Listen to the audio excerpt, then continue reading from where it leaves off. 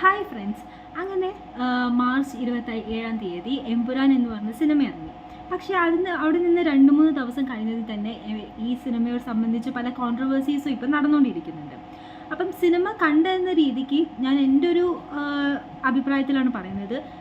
Cinema as A whole ഒരു നല്ലൊരു അങ്ങനെ കുറ്റം പറയാനൊന്നും എനിക്ക് തോന്നിയിട്ടില്ല.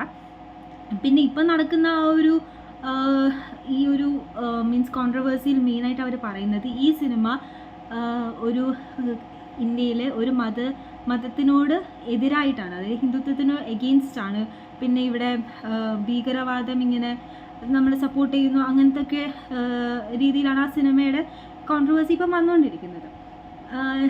എന്നെ സംബന്ധിച്ചിടത്തോളം ഒരു സിനിമ എന്ന് പറയുന്നത് ആ ഒരു കലാകാരൻ്റെ സൃഷ്ടിയാണ്.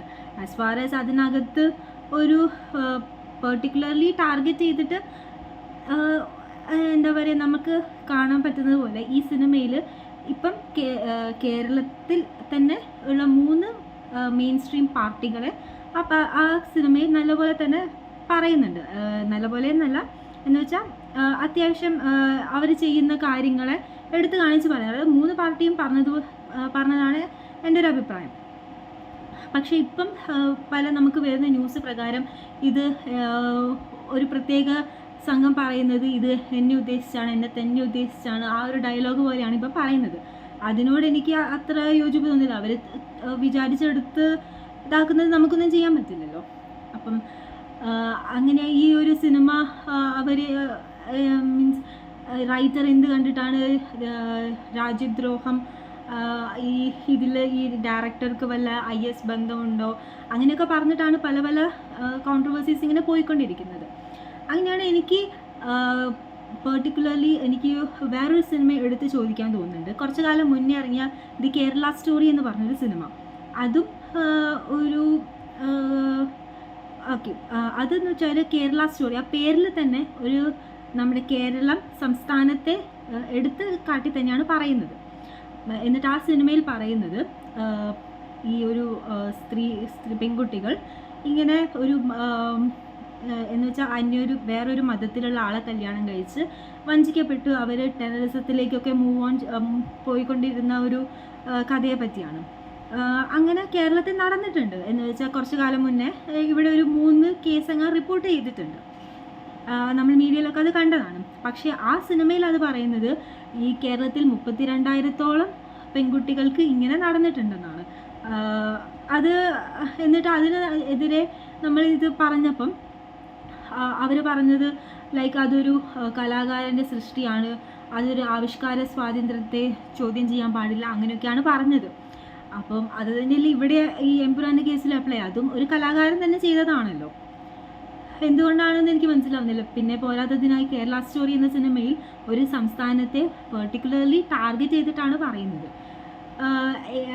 എമ്പുരാൻ കണ്ട് എന്നൊരു രീതിക്ക് ഞാൻ പറയുമ്പം അതിൽ ഒരു പ്രത്യേക സംസ്ഥാനത്തെ പറ്റിയോ സ്ഥലത്തെ പറ്റിയോ എടുത്ത് പറയുന്നില്ല. ഐ മീൻ ഈ ഇഷ്യൂ ഉണ്ടായ ആ ഒരു സിറ്റുവേഷനിൽ ആ ഒരു സീൻ കണ്ടവർക്ക് അറിയാമല്ലോ. ആ ഒരു സീനിൽ പെർട്ടിക്കുലർലി ഇന്ന സ്ഥലത്താണ് അല്ലെങ്കിൽ ഇന്ന സംഭവമാണെന്ന് അങ്ങനെ എടുത്ത് പറയുന്നില്ല. ഒരു സിനിമയുടെ ഭാഗമായിട്ട് അതിങ്ങനെ കാണിക്കുന്നതാണ്. ഈ ഒരു സംഭവം നടന്നു, പിന്നെ അതിൻ്റെ ആ ഒരു ലെങ്ത് കണ്ടവർക്ക് മനസ്സിലാവുമല്ലോ. അപ്പം അതിനൊക്കെ എഗെയിൻസ്റ്റ് ആയിട്ടാണ് ഇപ്പം പല ദേശീയ ലെവലിൽ പോലും ഇതിന് ചർച്ച ആയിട്ടുണ്ടെന്നാണല്ലോ പറയുന്നത്. അപ്പോൾ ഇതെന്താണ്, ഒരു കലാകാരൻ്റെ സൃഷ്ടിയല്ലേ? ചുമ്മാ ഇങ്ങനെ കടന്ന് എല്ലാത്തിനും ഇങ്ങനെ താങ്ങി പിടിച്ചിട്ട് അത് കട്ട് ചെയ്യണം. ഇപ്പം തന്നെ അടുത്ത ന്യൂസ് വന്നു, ഈ സിനിമ സെൻസർ ചെയ്തിട്ടാണ് ഇറക്കാൻ പോകുന്നതെന്ന്. 17 സ്ഥലങ്ങളിലാണ് കട്ട് ചെയ്യപ്പെടുന്നത്. അത് 3 മിനിറ്റോളം ഇപ്പോൾ ഉള്ള സിനിമയിൽ നിന്ന് പോകും. അതായത് 3 മണിക്കൂറോളം ഉണ്ടായിരുന്നു ആ സിനിമ തന്നെ, അതിന് പിന്നെയും 3 മിനിറ്റോളം പോകും. ഇതൊക്കെ എനിക്ക് മനസ്സിലാവുന്നില്ല, എന്തിനാണ് ഇങ്ങനെ ഭയക്കുന്നത്? ഇഫ് അങ്ങനെ ഒരു കാര്യം ഇല്ല, ഓക്കെ, എങ്കിൽ പിന്നെ എന്തിനാണ് ഇങ്ങനെ ഭയക്കുന്നത്? അങ്ങനെ ഒരു കാര്യം നിങ്ങൾ പെർട്ടിക്കുലർലി ടാർഗറ്റ് ചെയ്തിട്ട് ഇന്ന ഒരാളാണ് അത് ചെയ്തത്, അല്ലെങ്കിൽ ഇന്നൊരു സ്ഥലത്താണ് ചെയ്തത്, ഇന്നൊരു അങ്ങനെയൊന്നും പറയുന്നില്ലല്ലോ. പിന്നെ എന്തിനാണ് ഇങ്ങനെ ഭയക്കുന്നത്? Let the film go like that.